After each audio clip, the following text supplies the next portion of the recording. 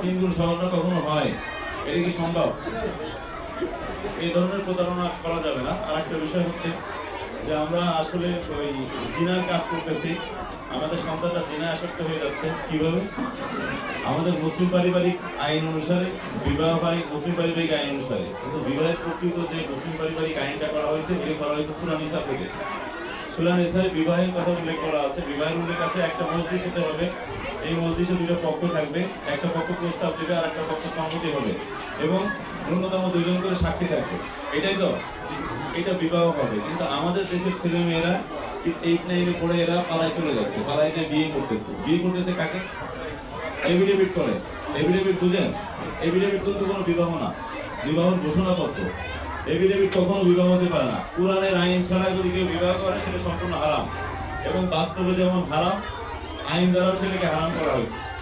আমাদের সন্তান যারা চলে যায় এদের বোঝাবেন, ছোট মেয়ে আছে যারা তাদের বোঝাবেন এইভাবে যে কোর্টে ম্যারেজ বিয়ে করে যারা, এটা বৈধ না, এটা একটা জিনার কাজ।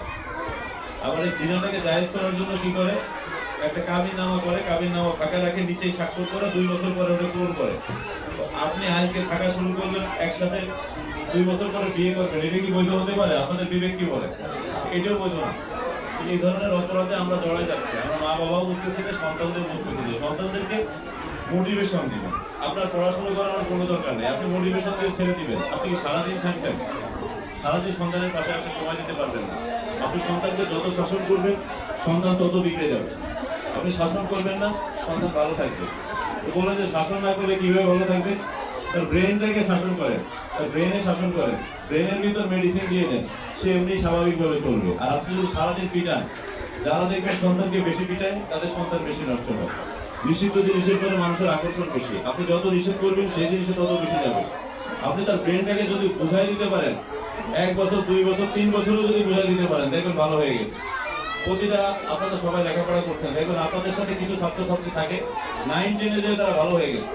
এই যে ভালো হয়েছে এরপরে সারা জীবন ভালো। আমার সাথে এক ফ্রেন্ড ছিল 2.9 পেয়েছে এসএসসিতে। সে আমার ছোট ভাই, আমার ছোট ভাইয়ের সাথে পড়তো, ইন্টারে গোল্ডেন পেলো, তারপরে আইসিটি পড়তে হলো। আইসিটি সাবজেক্টটা যে বছর চালু হয়েছিল, 2003 সালে চালু হয়, ইনফরমেশন অ্যান্ড কমিউনিকেশন টেকনোলজি। এই সাবজেক্টে করে এখন বাইরে অনেক ভালো বেতনে চাকরি করে। তো এই যে তার ব্রেনে ঢুকছে। একটা ছোট্ট গল্প বলি, আমি যখন মুরাদনগর চাকরি করি কুমিল্লায়, তখন আমার সাথে এক কনস্টেবল ছিল। তো সে একদিন বললো যে আমার 2টা বাচ্চা বুয়েটে পড়ে, একটা ইলেকট্রিক্যালে একটা সিভিলে। তো এটা শুনে অবাক হলাম। তো পরে একদিন ওনার ওয়াইফ আসলে আমি জিজ্ঞেস করলাম, ভাবি লেখাপড়া জানেন কত পর্যন্ত? বলতেছে 5 পর্যন্ত। তো আমি বললাম যে আপনার হাজবেন্ড তো সারা জীবন বাইরে বাইরে থাকছে, আপনি সন্তানকে কিভাবে বুয়েটে চান্স পাওয়াবেন? তো উনি বলতেছে যে আমি তো 5 পর্যন্ত পড়ছি, কিন্তু এখন ইন্টারমিডিয়েটের চেয়ে বেশি পড়াশোনা করছি। তো কিভাবে? আমার কোনো পুঁথিগত সার্টিফিকেট নাই, কিন্তু আমার সন্তানকে আমি যখন পড়াবো, আমি ভাবছি যে আমি জীবনে অনেক মেধাবী ছাত্র ছিলাম। আমার বাবা মা আমাকে অল্প বয়সে বিয়ে দিয়ে দেয় 5-এ থাকতে। আমি 5-এ বৃত্তি পরীক্ষা দিয়েছিলাম, কিন্তু বৃত্তি পাই নাই। তো আমার চিন্তা ভাবনা ছিল আমার সন্তানকে আমি সুশিক্ষিত করবো। তো আমার কনস্টেবল থাকার সুবাদে আমরা একসাথে সংসারে থাকতে পারি না, সে সবসময় বাইরে থাকে। তো আমি প্রথমে 6-এর বই কিনি, তারপরে 7-এর বই কিনছি, 8-এর বই কিনছি। সে পুরো বই কিনে ইন্টারমিডিয়েট পর্যন্ত পাস করে ফেলছে। এবং বিশ্বাস করেন, সে যে ক্যালকুলাস, ইন্টারমিডিয়েটের ক্যালকুলাস পর্যন্ত সে নিজে নিজে ছাত্রকে পড়াইছে। এগুলো আসলে বিশ্বাস করা যায় না।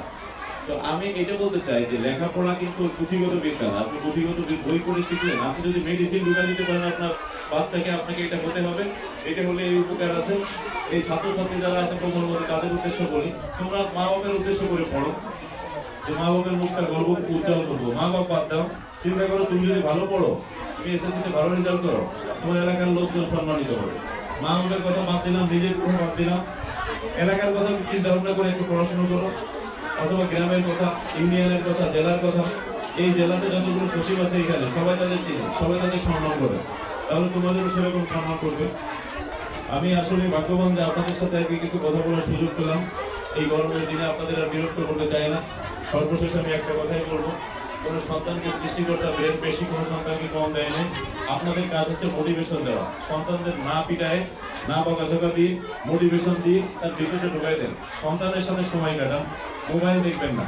আমি নিজে গতকালকে কথা বলি, গতকালকে আমার মেয়ের সাথে এবং ছেলের সাথে প্রায় 3-4 ঘন্টা বিজ্ঞানের বিভিন্ন জিনিস নিয়ে, যে আগুন ধরানো, বিজ্ঞানের বিভিন্ন জিনিস নিয়ে তাদের সাথে খেলছি।